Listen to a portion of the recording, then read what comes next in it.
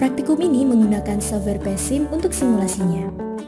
Buatlah dokumen baru dan rangkai seperti ini.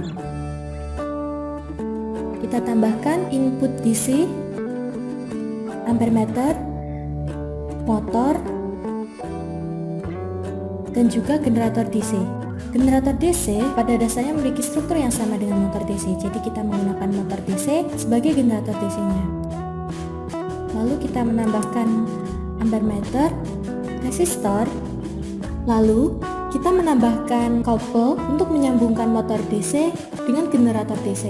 Setelah itu, kita berikan sensor gerak untuk mengetahui nilai RPM dari motor. Pada sensor gerak, kita berikan voltmeter agar bisa kita lihat nilainya pada simulasi. Jangan lupa untuk memberikan voltmeter pada output generator DC untuk mengetahui berapakah nilai tegangan yang dihasilkan oleh generator DC. Lalu sambungkan semua komponen.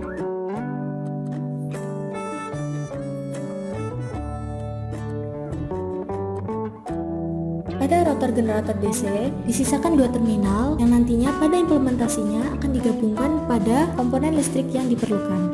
Bagian ini merupakan bagian suplai untuk generator DC. Setelah itu, ubah semua nama komponen menjadi variabel yang mudah diingat.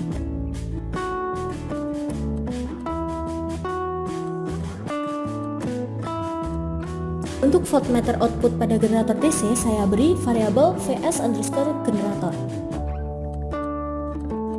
Dan resistor RF digunakan sebagai pengatur nilai arus yang masuk ke dalam stator generator DC. Lalu atur nilai motor DC sesuai dengan gambar berikut.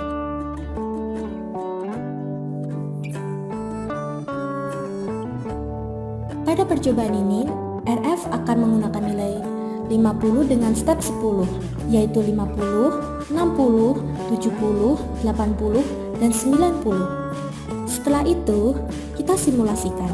Kita masukkan VS generator, IF, dan juga N.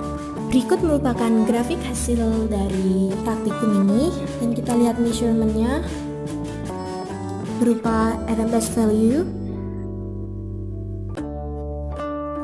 Setelah itu, ganti nilai RF dengan nilai 60, lalu disimulasikan lagi seperti pada step sebelumnya.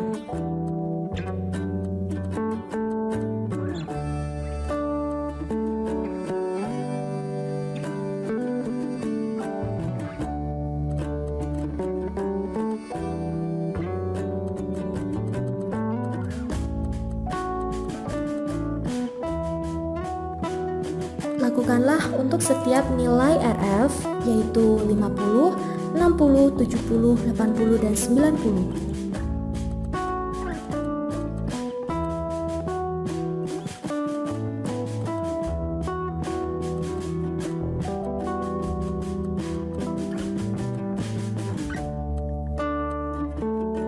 Setelah disimulasikan, kita mengumpulkan datanya sebagai komparasi. Dari data hasil percobaan, diketahui bahwa semakin besar nilai RF, maka nilai arus medannya akan semakin kecil dan juga nilai VS generator akan semakin kecil pula. Hal ini dikarenakan nilai tegangan pada VS generator dan nilai arus medan pada IF berbanding terbalik dengan nilai resistor RF. Kesimpulan yang didapatkan dari hasil praktikum ini adalah generator DC memiliki konstruksi yang sama dengan motor DC. Fungsi dari motor DC pada praktikum ini adalah untuk memutar rotor pada generator DC. Rotor pada motor DC dikoppel dengan rotor pada generator DC, sehingga dengan cara ini, generator menggunakan prinsip keelektromagnetan untuk mengkonversi atau mengubah energi mekanik menjadi energi listrik. Elektromagnetik pada generator DC didapatkan dari rangkaian di bawahnya, yaitu pada rangkaian stator dengan cara memberikan tegangan pada stator, dan stator akan menghasilkan output elektromagnetik untuk mengkonversikan energi mekanik yang didapat dari motor DC menjadi energi listrik. Semakin besar nilai pada RF, maka nilai IF dan nilai VS generator akan semakin kecil. Begitu juga sebaliknya. Efisiensi dari kerja generator bergantung pada nilai tegangan yang keluar. Semakin besar nilai rugi-rugi panas, maka efisiensi dari generator DC tersebut tidak terlalu baik.